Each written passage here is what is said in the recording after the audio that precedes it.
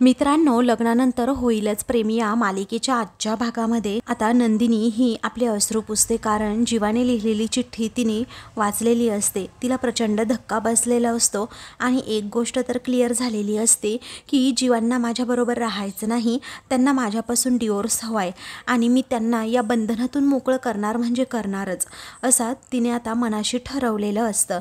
आणि त्यामुळे ती आता पुन्हा एकदा आपले अश्रू पुसते आणि लगेचच ती कपडे असतात ना ती व्यवस्थित कपाटात ठेवते, रूममधून बाहेर जाते.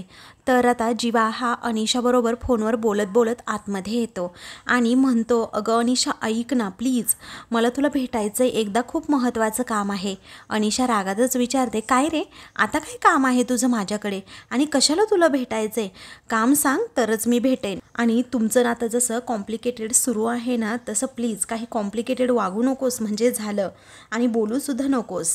मग आता तो तिला रिक्वेस्ट करतो, हे बघ मी जे काही बोलतोय ते तू काहीच करू शकत नाही आहेस का अनिशा?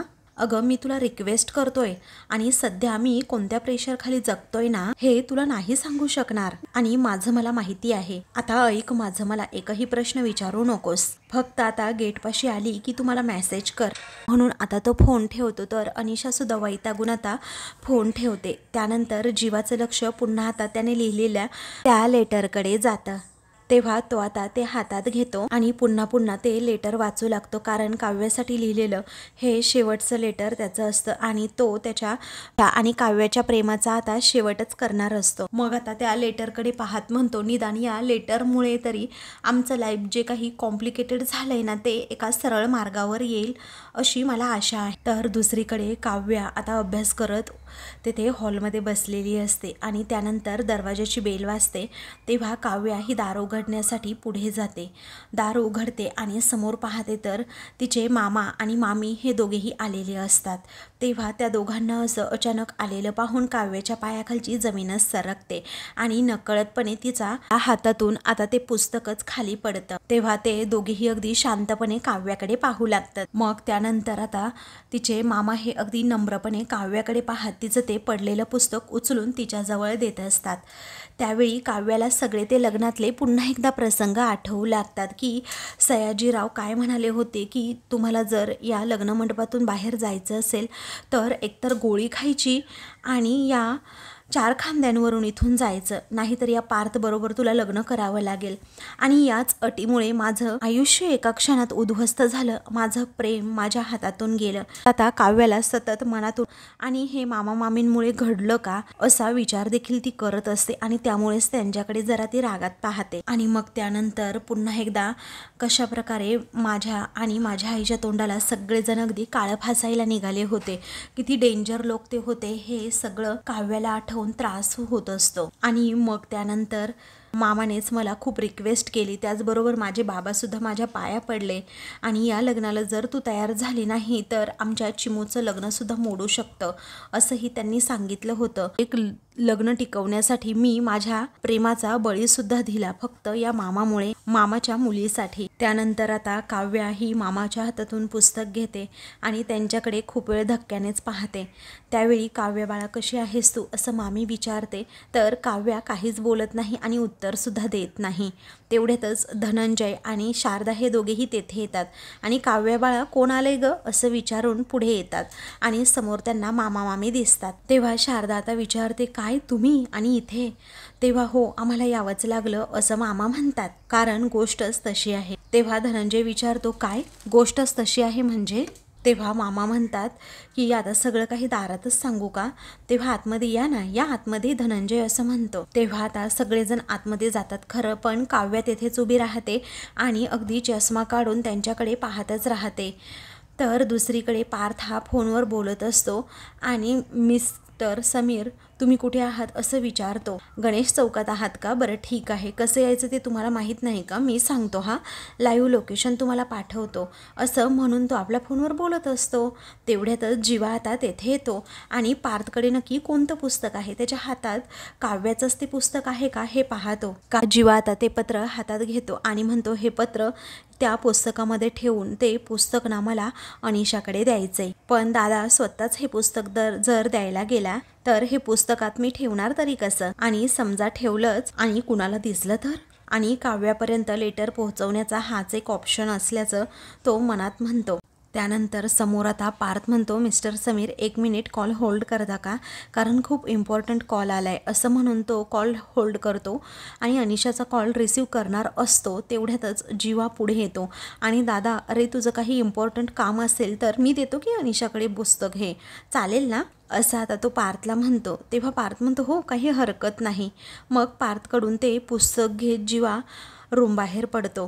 त्यानंतर आता ते लेटर पुस्तकामध्ये ठेवून जीवा जरा घाबरतो आणि लगेचच अनिशाकडे बाहेर जातो. तर इकडे पार्थचा आता फोनवर बोलून होतो. आता फोन ठेवतो. तर दुसरीकडे नंदिनीला काही सुचत नसतं, कारण जीवाचं लेटर तिने आता फायनली वाचलेलं असतं आणि जीवाच्या मनात काय आहे ना हे तिला समजलेलं असतं. आता तोच विचार करत करत ती चाललेली असते आणि समोरून आता जीवा ते पुस्तक घेऊन पुढे चाललेला असतो. हे ती बरोबर पाहते. मग आता जीवाकडे पाहत असताना तिला आता अंजलीचं बोलणं आठवतं की नको असलेल्या लग्नामध्ये राहून ना त्यांना सुख मिळत होतं ना मला, आणि कसं आहे ना, तारण्यापेक्षा हातचं सोडून दिलं ना केव्हाही चांगलं, म्हणजे दोघांनाही प्रॉब्लेम होत नाहीत. आणि कसं असतं ना, सैल तर सैल, गोष्टी तुटत तरी नाहीत. हे नंदिनीला आता जेव्हा अंजलीने सगळं सांगितलेलं असतं तेव्हा नंदिनीच्या डोक्यात सुद्धा प्रकाश पडतो.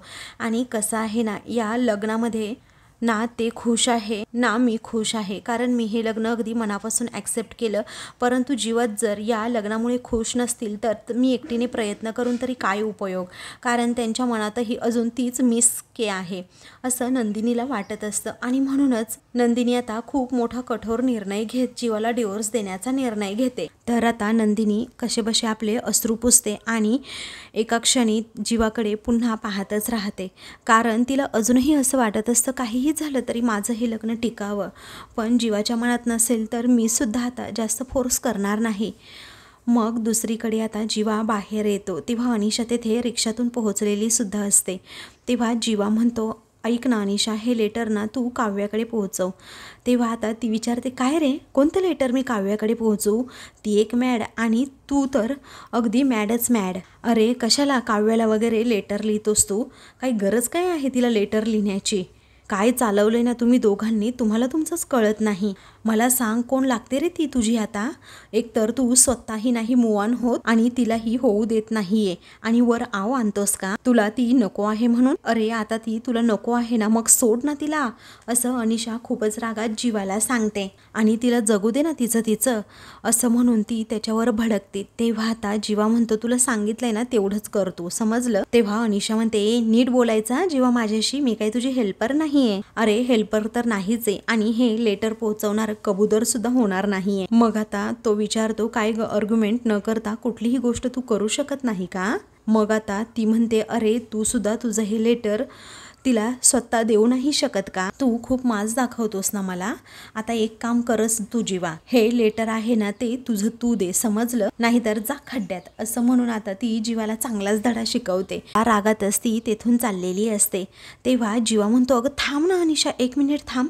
आय एम सो सॉरी, पण हे लेटर काव्याकडे पोहोचवणं खूप महत्त्वाचं आहे. तेव्हा ती रागातच विचारते, काय रे, एवढं काय इम्पॉर्टंट आहे या लेटरमध्ये? आणि काय मनात काय नेमकं आहे तुझ्या? अरे ती बिचारी काव्या जेव्हा तुझ्या मागे मागे करायची तेव्हा तू तिला ॲटिट्यूड द्यायचास, आणि आता ती दूर गेलीये तर तू तिला हे लव्ह लेटर वगैरे लिहितोस का? म्हणजे आयुष्यभर आता काय तुला तिला झुलवत ठेवायची आहे का? असा ती जीवाला आता जाबच विचारते. तेव्हा जीवा आता शांत होतो आणि म्हणतो, तसं नाहीये ग अनिशा, आय स्वेअर, असं म्हणून तो आता शपथ घेतो. ती विचारते, कशावरून रे तू तिला झुलवत नाही ठेवत? मग आता तो रागातच म्हणतो की कारण हे लेटर ना मूव ऑन होण्याचंच आहे. हे ऐकून आता अनिशाला जबर असा धक्काच बसतो.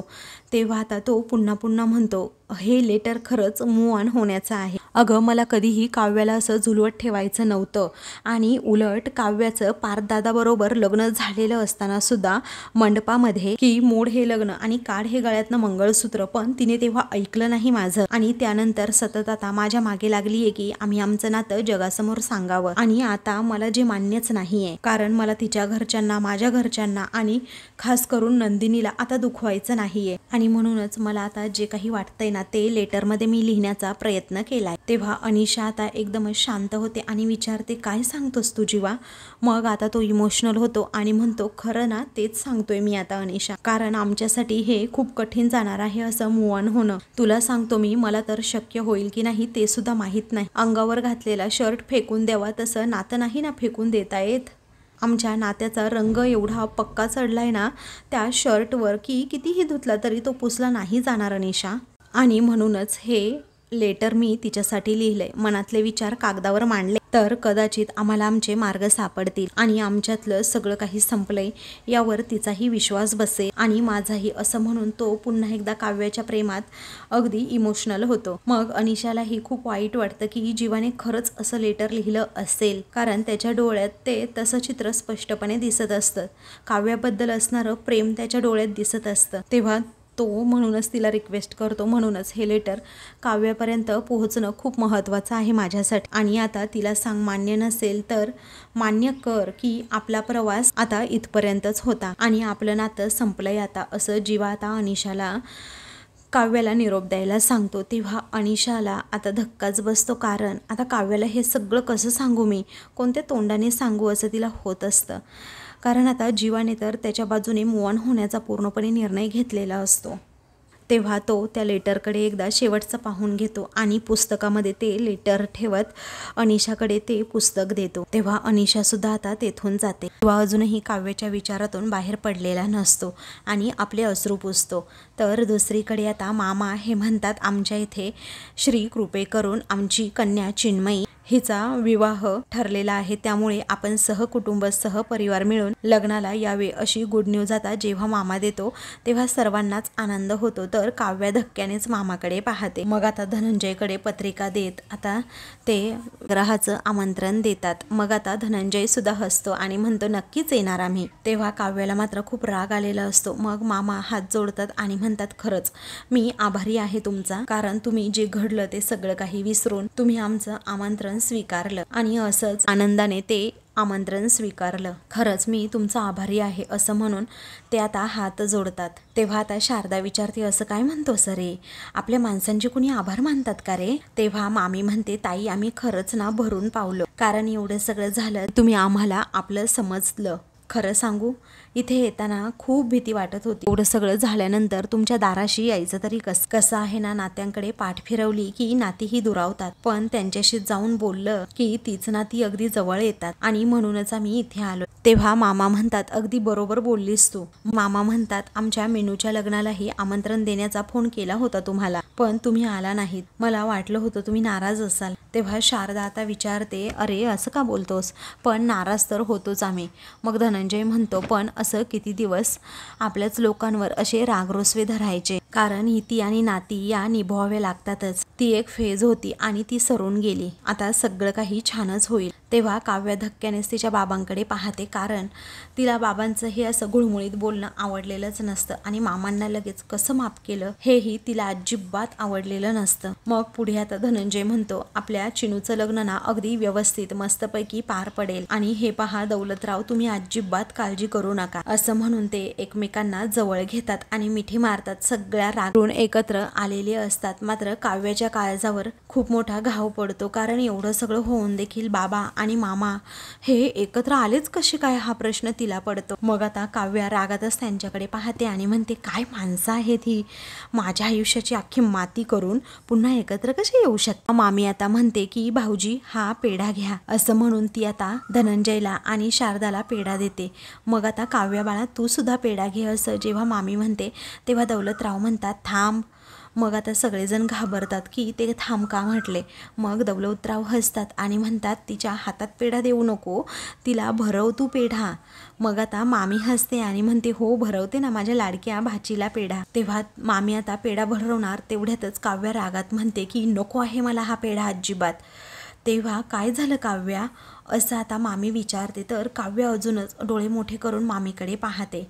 तेव्हा धनंजय पुढे जातो आणि म्हणतो, अहो मामी, लग्नानंतर मुलांच्या आवडीनिवडी या बदलतात आणि आपल्या काव्याचा विषयच वेगळा आहे. ती गोड खाते, फक्त आणि फक्त पार्थरावांच्या हातूनच, असं म्हणून धनंजय आता हसतो. तर काव्याला आता प्रचंड राग आलेला असतो. तेव्हा मामी विचारते, असं आहे वय? मग आता धनंजय विचारतो, हो असंच आहे अहो मामी. आणि काव्या, अगं खरं आहे ना, आईने मला सगळं सांगितलं आहे. कारण पार्थराव हे लपून छपून काव्याला भेटायला आले होते, हातात तिच्या आवडीची पेस्ट्री घेऊन. तेव्हा आता मामी म्हणते, बायको माहेरी आलीये तर जावई बापूंना करमत नाही वाटतं. तेव्हा काव्या या विषयावर काहीच बोलत नाही. एकदम रागातच घरातील सगळ्यांकडे पाहत असते. तर सर्वजण अगदी काव्यासाठी खूपच खुश असतात. तेव्हा दौलतराव म्हणतात की चला आता माझी काळजी तर मिटून गेली. कारण पोरांचे संसार मार्गी लागले ना तर आपली काळजी मिटून जाते. पण कधी कधी काय होतं, काही गोष्टी आपल्या मनाविरुद्ध घडतात खरं, पण आपल्याला नंतर पुढे जाऊन समजतं की त्याच गोष्टी आपल्यासाठी योग्य होत्या आणि परफेक्ट होत्या. कारण हे सगळं ना अहो धनंजयराव नियतीच ठरवत असते. तेव्हा काव्या अजूनच रागात शारदाकडे पाहत असते. कारण मामा बघ ना हे काय बोलतोय, असं काव्याला वाटत असतं. आणि मामाला थांबायला सांग जरा, असं ती मनात म्हणत असते. पण आता मामी विचारते, काय ग काव्या, गोड बातमी कधी देणार तू? तेव्हा काव्याला आता प्रचंड धक्काच बसतो आणि ती आता तोंड उघडतेच आणि विचारते, काय हो मामी, तुम्हाला लाज नाही वाटत का हा प्रश्न विचारताना? अहो काहीच वाटलं नाही का मामी? आणि हो, माझ्या आयुष्याची वाट ही नियतीने नाही तर तुम्ही लावली आहे, असं दौलत मामांना ती धमकावूनच म्हणते. हे ऐकून दौलत मामा आणि मामीला खूप मोठा धक्का बसतो. तर धनंजय आणि शारदा हे दोघेही धक्क्यानेच आता एकमेकांकडे पाहतात. कारण काव्याचा सूर पूर्णपणे बदललेला असतो. तेव्हा धनंजय विचारतो, काय ग काव्या, काय बोलतीयस काय तू? तेव्हा काव्या आता म्हणते, बाबा तुम्ही तर काही बोलूच नका. अहो ज्या माणसांनी तुमच्या मुलीच्या आयुष्याची वाट लावली आहे त्यांनाच तुम्ही मिठ्या मारतायत. तेव्हा धनंजय आणि दौलतला धक्काच बसतो की काव्य अशी का बोलत असेल. मग आता ती विचारते, काय चाललंय काय बाबा तुमचं? मग त्यानंतर काव्या मामीला विचारते, काय ग मामी, तुझ्या चिनूच्या लग्नाची पत्रिका घेऊन तू डायरेक्ट इकडे आलीस? अगं येताना वाटेत जरा सुद्धा जीव तुटला नाही का तुझा? आपणच मारलेल्या माणसांच्या श्राद्धाला जाऊ नये असं म्हणतात आणि तुम्ही जिचा बळी दिलात तिच्याच हातावर तुमच्या मुलीची पत्रिका ठेवताय, असं म्हणून काव्या आता मामीला सुद्धा जाब विचारते. काव्याचं हे टोकाचं बोलणं ऐकून आता सर्वांच्या पायाखालची जमीनच सरकते. कारण आता कुणालाच काही माहीत नसतं की तिचं जीवावर प्रेम आहे आणि त्याच्याच मोठ्या भावाबरोबर तिचं लग्न लावून दिलंय. फक्त आणि फक्त शारदालाच काव्याची काळजी वाटत असते आणि त्यामुळे ती अगदी शांतपणे प्रकरण हँडल करण्याचा विचार करते. त्यानंतर काव्या विचारते, काय हो मला सांगा, ही चिनू तरी स्वतःच्या मर्जीने लग्न करतीये का, की परत एकदा दुसरी काव्या उभी करताय तुम्ही त्या बोहल्यावर? असं म्हणून ती खूपच रागात मामाकडे डोळे मोठे करून पाहत असते. तेव्हा मामाला आता धक्काच बसतो की काव्याच्या मनात आपल्याविषयी प्रचंड राग आणि तिरस्कार आहे. तर काव्याचं उद्धट बोलणं धनंजयरावांना अजिबातच पटत नसतं. मग आता ते विचारतात, काय झाले काव्या, तुला बस झालं आता हे सगळं? तू ना कुणासमोर बोलतेस याचं भान ठेव जरा. मग आता ती रागातच विचारते, का ठेवू बाबा भान मी, सांगा ना का ठेवू? आणि कुणाशी बोलताना मी भान ठेवू, यांच्याशी का? अहो ज्यांनी माझं अख्खं आयुष्य एका क्षणात बदलून टाकलं त्यांच्याशी बोलताना मी भान ठेवू का? अहो बाबा, त्या लग्न मंडपात एकाच्या तरी मनात आलं का की मला विचारावं माझ्या मनात नक्की काय आहे आणि माझी काय इच्छा आहे? विचारलं का कुणी मला, सांगा ना? असं म्हणून काव्या सगळ्यांनाच आता जाब विचारू लागते की जेव्हा लग्न मंडपामध्ये मला तुम्ही बोहल्यावर चढवत होतात तेव्हा तुम्ही एकदा तरी मला विचारायला हवं होतं की काव्या तुझ्या मनात दुसरं कुणी आहे का? असं काव्याच्या बोलण्याचा हेतू असतो. मग आता काव्या पुढे रागात म्हणते, बाबा मला ना तेव्हा कोणी काहीही विचारलं नाही. सगळी माणसं होती ना लग्न मंडपातली, फक्त त्यांचं नाक कापलं जाईल ना याच विचारात होती आणि फक्त जे त्याचाच विचार करत होते. पण माझ्या मनाचा कोणी विचार केला नाही. अहो ती सगळी स्वार्थी लोक होती आणि स्वतःचा विचारच करत होती. आता तुम्हीच मला सांगा ना, केला का कुणी माझा विचार? अहो केला का, बोला ना. मग आता धनंजयरावांकडे काही बोलायला शब्दच नसतात, ते एकदम गप्प असतात. काव्या प्रश्न विचारत असते पण ते मात्र एकदम गप्प राहत काव्याचं बोलणं ऐकून घेत असतात. कारण काव्याच्या मनात अजूनही त्या लग्नाची सल आहे हे धनंजयरावांना समजलेलं असतं. त्यानंतर दौलतराव आता म्हणतात की काव्या, हे तू काय बोलतीये? तेव्हा कुणाची मनस्थिती होती का तुला काही विचारण्याची किंवा तुझ्याबरोबर काही बोलण्याची? अगं तुझ्या बापाला लग्न मंडपातून बाहेर पडून देणार नाही अशी धमकी देत होते लोक आता तूच सांग ना, काय करणार काय होतो आम्ही मग? आम्ही कोणाचा विचार करायला हवा होता तेव्हा, तुझा की तुझ्या आईवडिलांचा? अगं काव्या, तेव्हा सिच्युएशनच अशी होती की आपण काहीच करू शकत नव्हतो. तुला कळतंय का? जरा समजून घे. आणि तुझ्या आईवडिलांना परत यासाठी तू दोष देऊ नकोस, कारण त्यांनी जे केलंय ना ते योग्य केलंय आणि एक चांगला जोडीदार तुला भेटलेला आहे. जे आहे ते ॲक्सेप्ट करायला शिक, असं मामा तिला समजावू लागतात. त्यानंतर काव्याच्या डोळ्यात पाणी येतं आणि मग ती आता खूप चिडलेली असते, पण आता कुणाबरोबर काही बोलण्याची इच्छासुद्धा नसते. तर दौलत मामा आता तिला पुन्हा एकदा समजावू लागतात की बाळा, टोकाचा निर्णय कधी घ्यायचा नसतो, एकदम शांत राहायचं असतं आणि शांत डोक्यानेच विचार करायचा असतो. मग आता पुढे काव्य विचारते, काय हो, म्हणूनच तुम्ही माझा बळी दिला का? तेव्हा सर्वजण पुन्हा एकदा धक्क्याने काव्याकडे पाहतात, कारण त्या पार्थ बरोबर झालेल्या लग्नामुळे खुश नसते हे सगळ्यांना समजतं आणि अजूनही ती आपल्याच नावाने बोटं मोडती हे दौलत मामाला कळून चुकलेलं असतं. तर आता मित्रांनो, पुढील भागामध्ये काव्य ही आता एकदमच इमोशनल होते आणि म्हणते, जर कोणत्या गोष्टीचा मला त्रास होत असेल तर ती गोष्ट ना वेळेतच मोडून काढायला हवी. त्यावेळी हे लग्न त्यांनी ठरवलं होतं बरोबर, पण आता या लग्नाचं काय करायचं हे फक्त मी ठरवणार. तर दुसरीकडे साठे गुरुजी मानिनीला सांगतात, वादळ येणार आहे किंवा आलंही असेल. तेव्हा मानिनी घाबरते आणि विचारते, काय हो, पार्थच्या आयुष्यात असं कुठलं वादळ येणार आहे? दुसरीकडे काव्या ही ॲडव्होकेट किल्लेदारांना फोन करते. तर ॲडव्होकेट किल्लेदार हे पार्थ शेजारीच तिथे बसलेली असतात. तेव्हा आता पार्थ त्या फोनकडे पाहतच राहतो. तर ॲडव्होकेट किल्लेदार हे काव्याचा आता कॉल रिसीव करतात आणि हॅलो, बोला मिस काव्या, असं म्हणतात. तेव्हा आता पार्थ हा त्यांच्याकडे पाहतच राहतो. तर आता मित्रांनो, अशाच मालिकेंचे पुढील भाग पाहण्यासाठी चॅनलला सबस्क्राईब करा.